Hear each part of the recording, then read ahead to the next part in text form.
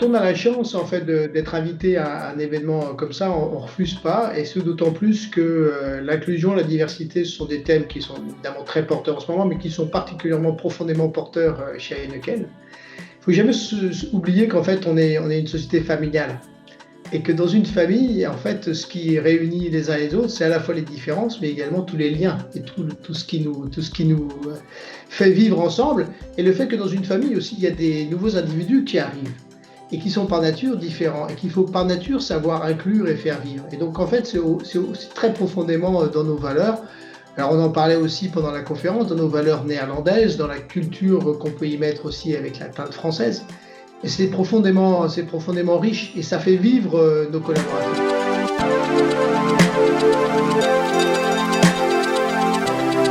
Alors on a défini l'inclusion et la diversité comme vraiment un pilier stratégique en fait de notre développement d'engagement de nos collaborateurs, parce qu'on se rend bien compte, pour favoriser ce que je vous disais, le fait que tout le monde se sente bien, se sente au mieux de sa forme et donc soit capable d'être performant au sein d'Heineken.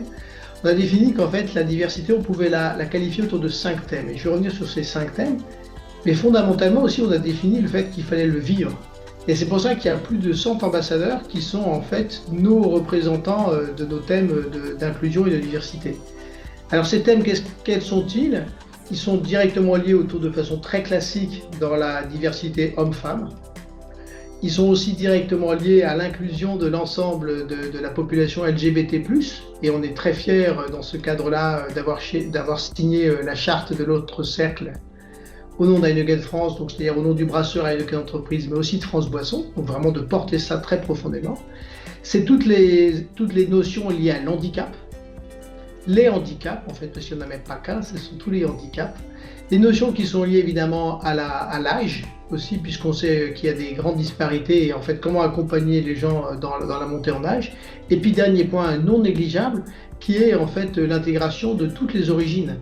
Et là aussi on est en partenariat par exemple avec une association qui s'appelle Article 1, qui donne sa chance à des jeunes qui sont en train de construire leur carrière au travers de leur scolarité, mais qui ne sont pas accompagnés, qui n'ont pas la chance en fait d'avoir un environnement qui les accompagne.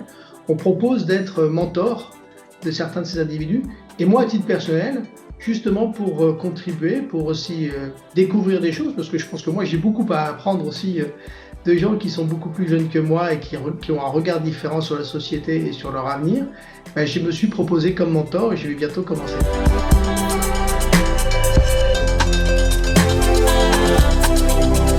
Je crois que le fait d'abord de s'en préoccuper, c'est important. Le fait qu'on en parle et qu'on ose se dire les choses. On est dans une société où parfois il y a beaucoup trop de tabous. On sait tous, on a des biais, et donc l'identification des biais, l'identification des tabous, c'est quand même un gros élément. Et donc justement ces journées-là, cette dixième événement était vraiment un moment important où on pouvait se dire des choses et avancer. Maintenant, on n'attend pas obligatoirement un cadre très législatif. Il ne faut pas non plus tout encadrer, parce qu'il faut le vivre. Et c'est véritablement au travers des rencontres, le fait de soi-même se propulser qu'on apprend les choses. Et moi, ce que j'ai trouvé vraiment intéressant à participer à ces tables rondes, c'est justement d'écouter les autres, d'apprendre des choses. Alors on aurait voulu que ce soit véritablement un moment de réseautage physique, ça n'a pas pu être le cas compte tenu des distanciations sanitaires, mais je pense que c'est vraiment ça, c'est apprendre les uns des autres, avancer, parce que ce qu'on fait, c'est véritablement de se lancer.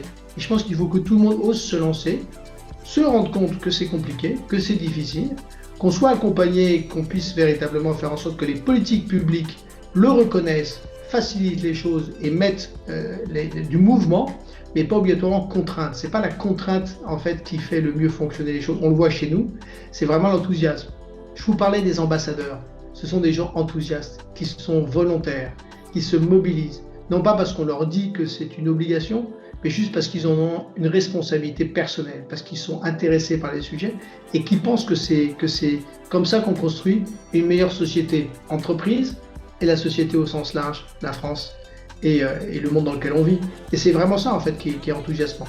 Donc donnons cet élan, favorisons, parlons-en, parce que c'est compliqué, parce qu'on est confronté. Je suis quotidiennement confronté à des difficultés et en même temps, c'est justement parce que j'ose me lancer et que mes collaborateurs aussi se lancent, qu'on progresse et qu'on avance.